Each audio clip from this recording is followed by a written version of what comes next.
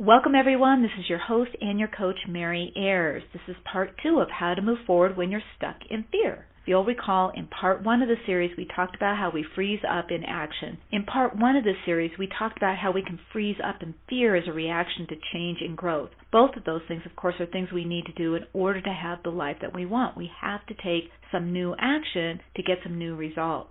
And then we tapped on the natural resistance that comes up. And I hope you all had some really good tantrum tapping and that it felt wonderful, because it feels so good to really just go into that big no. And then you found a way to say yes, and you found that you could, in fact, find a way to take a small step and get into action. Well, on this show, we're going to take a deeper look. We're going to start to lift up the covers of the resistance to see what lurks in the background. Because if you'll recall, fear is just trying to keep us safe. Being stuck feels like it's saving us from some mistake, some terrifying outcome that we can only see in the deep recesses of our subconscious. We may not necessarily know what that is, but some part of us is responding to an idea of potential danger, and because of that, it's keeping us stuck. However, since we don't know that, what happens is we find ways, we search for ways to get ourselves to take some action. And I got to tell you this, most people think that it's a motivation problem. And what they do is they start to really do the self-talk. We all know that self-talk is like, because we all know that it's not pretty, it's not encouraging, come on, you can do it kind of talk. We get pretty tough on ourselves. We can get downright brutal. I'm telling you, if you had a friend who talked to you this way, you would not stay friends with them. And if you had a parent who talked to you in this way, you'll find that we've actually internalized that. We call ourselves things like slacker and lazy and procrastinator. We are pulling out all stops to get ourselves to do something. But let me tell you, there's difference between motivations to do something and being motivated not to do something. And we need to make that distinction, because when we realize that we have things that we are motivated not to do, that's what's getting in our way. That gives us our target for tapping, and it gives us a deeper understanding of why we are using our other skills like procrastination and distraction in order to keep ourselves safe. So I often work with people who tell me they can't get themselves to do something. They can't get themselves to take an action in their business. They can't get themselves to lose weight. They can't get themselves out there to exercise. They won't go on eHarmony. I had a woman who said to me, my house is a mess. It's just a mess. I could never have anybody over here. Now, while we could work on that problem, we could be tapping on the fact that my house is so cluttered and whatnot. What I like to do, though, is I think we need to dig a little bit deeper. We need to actually figure out what is behind that. And in order to do that, here's what you do. You simply ask yourself this question. Let's say this thing has already happened. What would be the next step? So let's say that she had her house all clean and organized. What would be the next step? For her, that was going out and meeting people and possibly having people over, maybe having a date back to the house, maybe meeting somebody and making dinner and having them over to her place. And when the question was, well, what's the problem with that? Then became the background problem, which has been, I could be rejected, somebody could hurt me, I don't make friends easily, I'm not comfortable socially. So it's not the clutter that is the problem. It is what comes after that. It is the idea that then I'll have to take the next step. There will be nothing there to keep me from doing it. I'll have to take the next step, and it's the next step that's scaring me. So if you think of it as being stuck is the solution you have come up with to keep you from that thing that's behind it. In other words, it was better for her to be filled with clutter and try to figure out what to do about that clutter. And by the way, that clutter just seemed insurmountable. She was going to hire people to come over and take care of that clutter. She didn't think she was capable of it. She could have tapped on all of those things, even though I'm not really an organized person, even though I don't finish things that I start. And mind you, there might be some truth in some of those things, but the bigger truth is she was afraid of the rejection, possible abandonment that had happened before in her life. There we go with that before statement. You know, you hear that. It's happened before. That's what our mind's evaluating and saying, I don't want that to happen again. And that's a potential. How do I save myself from it? Well, if my house is never ready, if I never lose the weight, if I never get my website out there, then I don't have to face what I think potentially could happen behind it. So try this little exercise. Ask yourself, what will happen next? And ask yourself, what is the potential? We often hear this as a question, what's the downside of doing what you want to do? What's the downside to it? And most people that I've found, when they're directly asked this question, really stumble. They really think to themselves, well, there is no downside to losing that weight. There is no downside to getting my business out there. There is no downside to making more money. There is no downside to meeting new people. Well, if that was true, you would be doing that. And the fact that you're stuck or you're procrastinating, you're dragging your feet, you're sabotaging yourself, any of those terms you want to use, is an indicator that for some reason you are more motivated not to do that because you think something else is going to happen. So what could change? Here's a couple of ideas for you. These are the kind of things I've heard from other people. If I actually do these things, then it could be a lot of responsibility. If I put my business out there, if I take on a new job, it could mean more responsibility, and I'm already feeling overwhelmed. Or it could be I would be judged or criticized if I put myself out there, that somebody would be able to criticize or judge me. Or maybe they would be mad that I took this kind of an action. Somebody would be upset that I made a change, that it's upsetting their life. Or they might find out that I'm a fraud. That goes with the criticism or the judgment. Or how about I don't know if I'll have time for my family or my friends. I know that this was an issue I had when my 3 kids were very young, and I thought, I want to write a book, but I was really afraid that this book, which was of course going to be a bestseller, it already was in my mind, was going to require me to go on a book tour that would take me away from my family, which was an exceptionally painful idea for me because I did not want to miss my children growing up. So my solution was to get unclear about what I could ever write. Matter of fact, clarity is one of those things I often hear from people, that I'm not clear. I don't know what I need to do. And again, we have to look and say, well, if you were clear, what would it mean? And then you find people answering, well, what if I finally get it out there and people don't want to hear what I have to say? Or what if I finally get it out there and people think that I don't have the credentials to be speaking about this? Or I put it out there and I get criticized. So again, the clarity helps that person to be able to drag their feet because it's protecting them for the potential of the other embarrassments and humiliations and rejections that they anticipate in their mind. So another question that's often asked is, what's the upside of staying where you are? These questions need time to think about, to really brew and root around and see what could be underneath there. So something like, then I won't be able to slack off. I won't be able to play. I won't be able to have any free time. It's a really big one. Or I can keep dreaming and hoping. In other words, I'll never have to put it to the test. I'll be able to stay with what's familiar. After all, it may not be great, but it's the devil I know rather than the devil I don't know, right?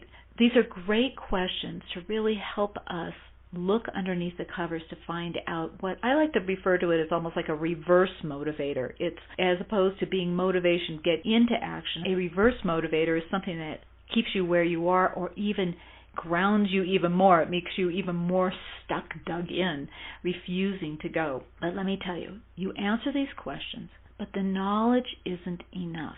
Now that you have an idea of what's keeping you there, that knowledge is not enough to move you forward. And here's the possibility. 2 things can happen.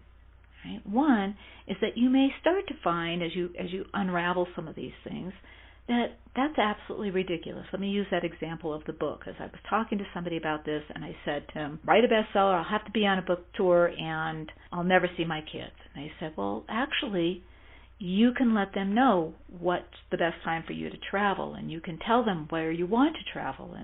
And the internet, you can do more things by interview instead of having to travel and be away from them. From my stuck place and only seeing it as painful, all the things I'll miss out on, I wasn't able to have those new resources available for me to see it from a different light. And this is well before I had tapping, so I had to hear it from outside.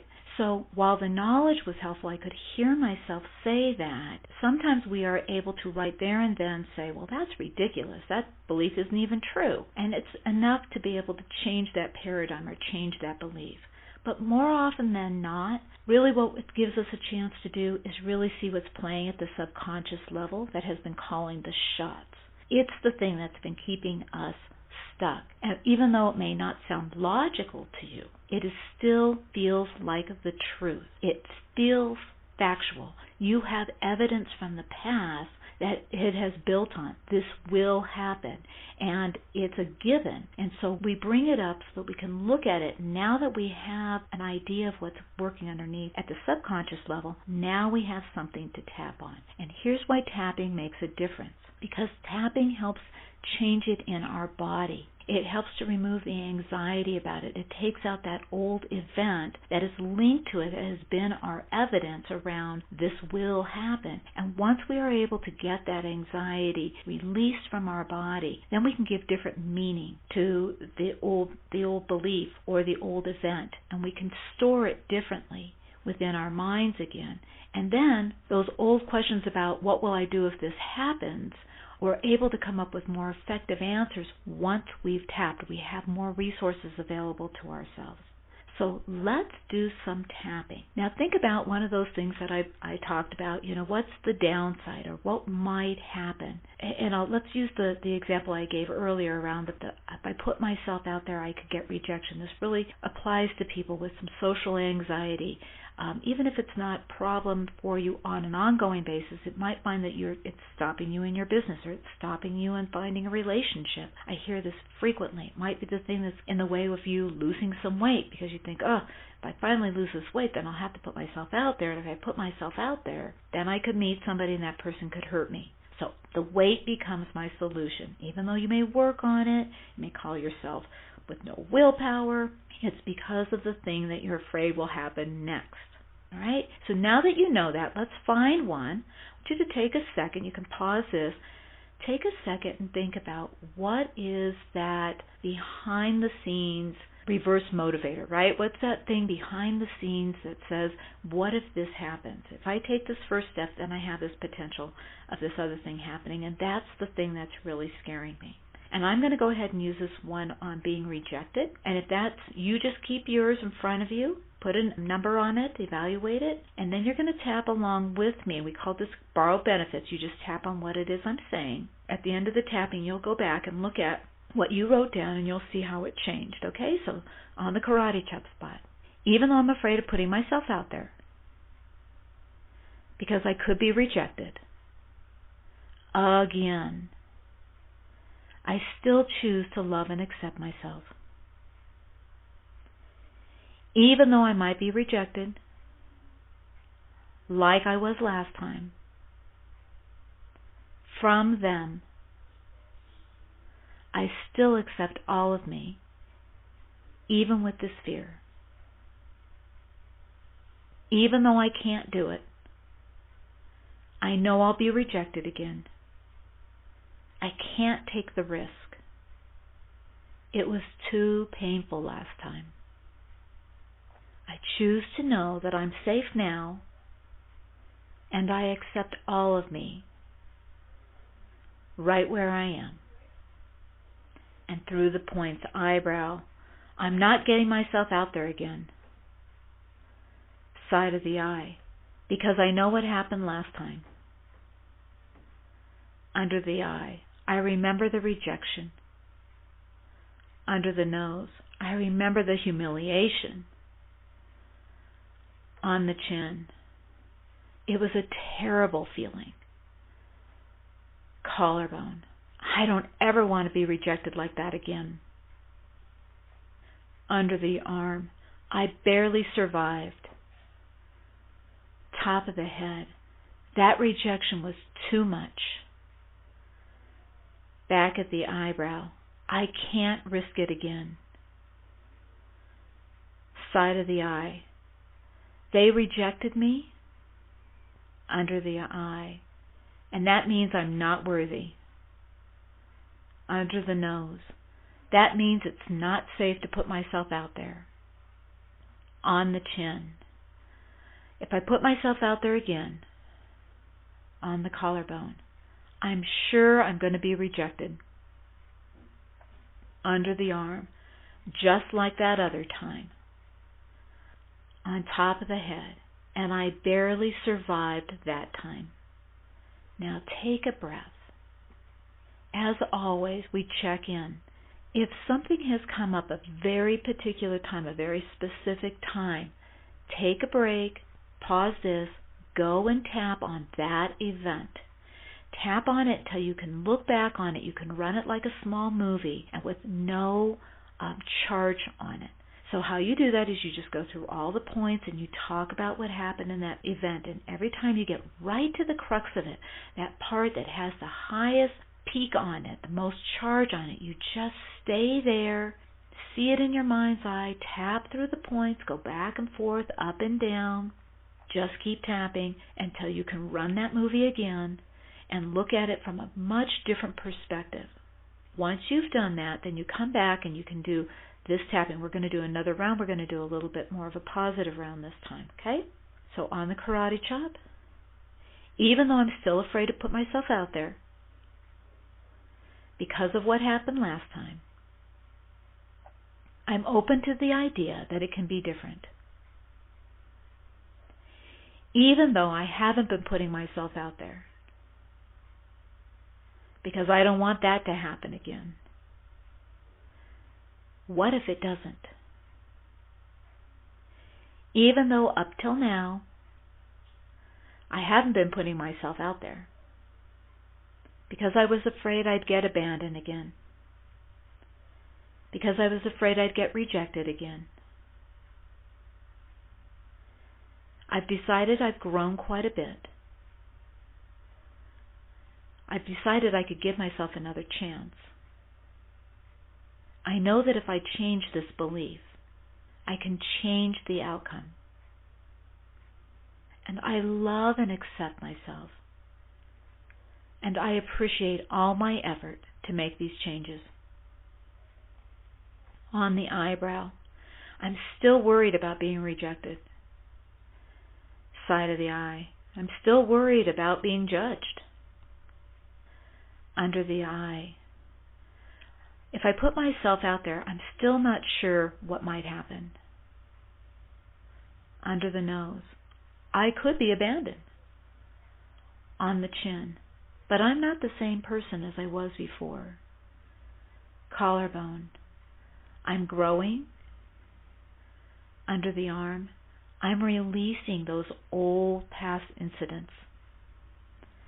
Top of the head, and as I do that, back at the eyebrow, I open up a new path.